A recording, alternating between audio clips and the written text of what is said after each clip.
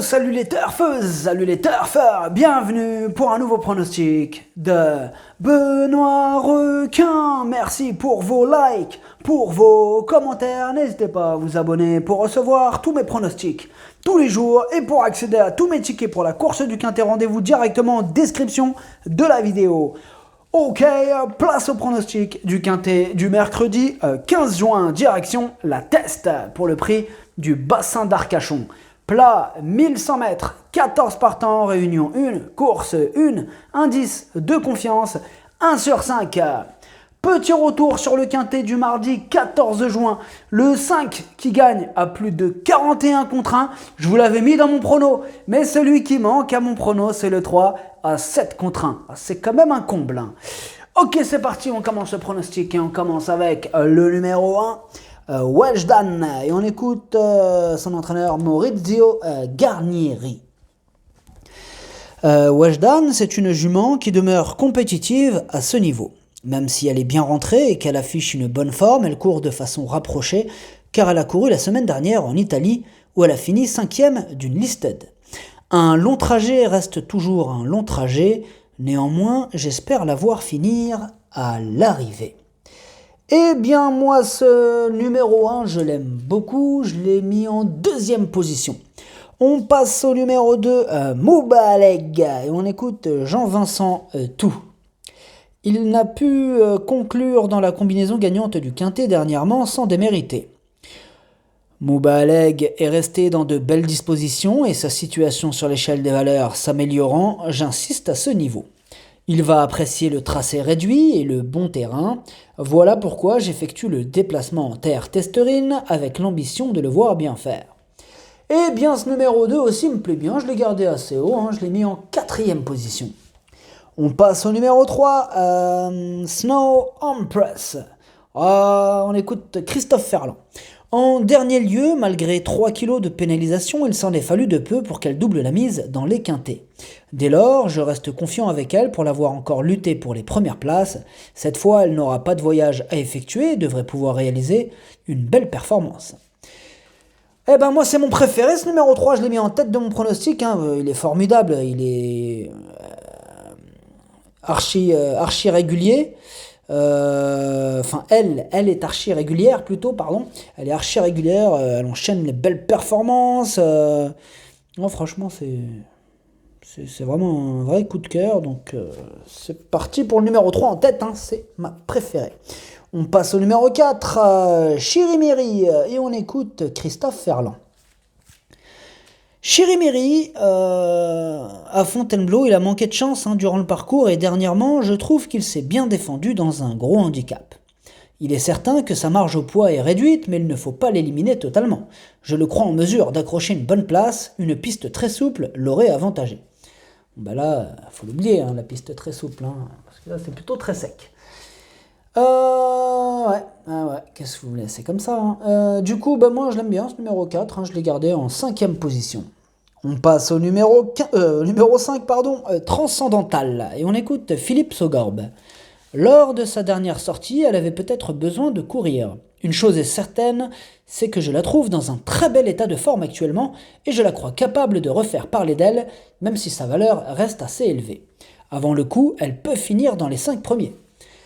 Eh bien moi ce numéro 5, je ne l'ai pas gardé dans mon pronostic, par contre c'est mon 2e cheval de complément en cas de non partant. On passe au numéro 6, Forza Capitano, et on écoute Henri-Alex Pantal. Il est dans un bel état physique et sera sur sa distance. Il n'y a pas grand chose à dire, hormis le fait qu'il va devoir composer avec un numéro en dehors dans les stalles. Il va falloir compter sur un bon parcours. C'est vrai qu'il a hérité du numéro 14, Forza Capitano. Il va falloir qu'il compose avec, mais bon.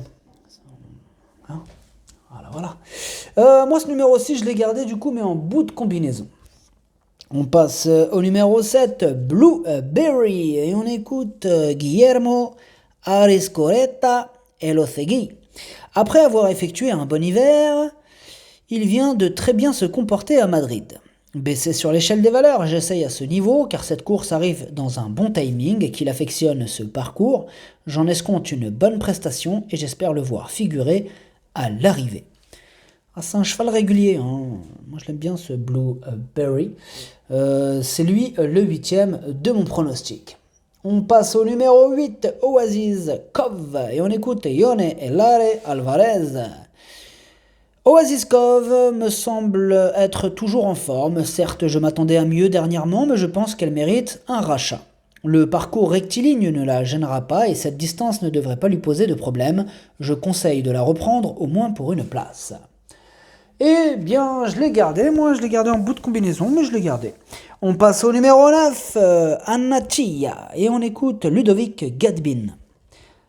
Anatia a réalisé la meilleure valeur de sa carrière dernièrement. Depuis, tout va bien pour elle, elle est apte à une nouvelle fois bien se défendre. On adaptera évidemment le déplacement aux conditions de chaleur en la faisant voyager la veille de la course. Eh bien moi ce numéro 9, c'est un petit regret, hein, je ne l'ai pas retenu dans le pronostic, mais c'est mon cheval de complément en cas de non partant. On passe au numéro 10, pile ou face, et on écoute Henri-Alex Pantal. C'est un poulain qui doit encore parvenir à se décontracter, qu'il faut cacher. Il reste sur une bonne tentative sur ce parcours. Il porte bien son nom, hein, pile ou face, hein, parce qu'avec lui, c'est pile ou face. Hein, c'est un coup il arrive, un coup il n'arrive pas. Un coup il est là, un coup il n'est pas là. C'est ça, c'est pile ou face. Peut-être pour ça qu'ils l'ont appelé comme ça, allez savoir.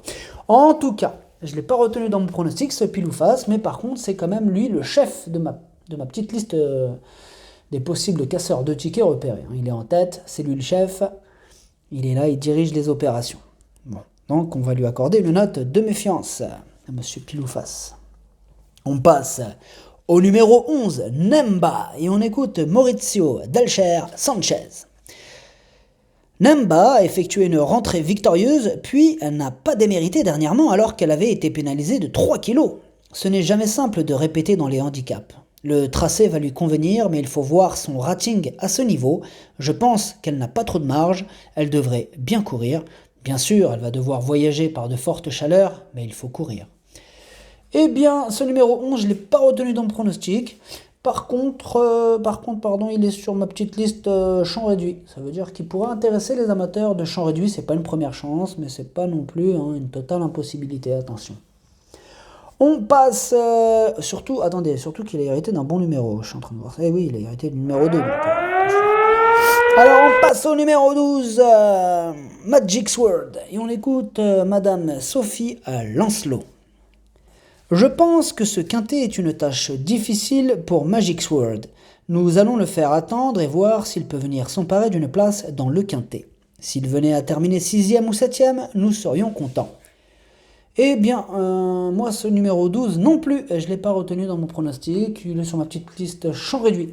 Donc il intéressera les amateurs de coup de folie, les amateurs de champ réduit. On passe au numéro 13, Allow the Time, et on n'aura pas les commentaires de l'entraîneur pour ce numéro 13, que je n'ai pas retenu d'ailleurs, ce numéro 13. Voilà.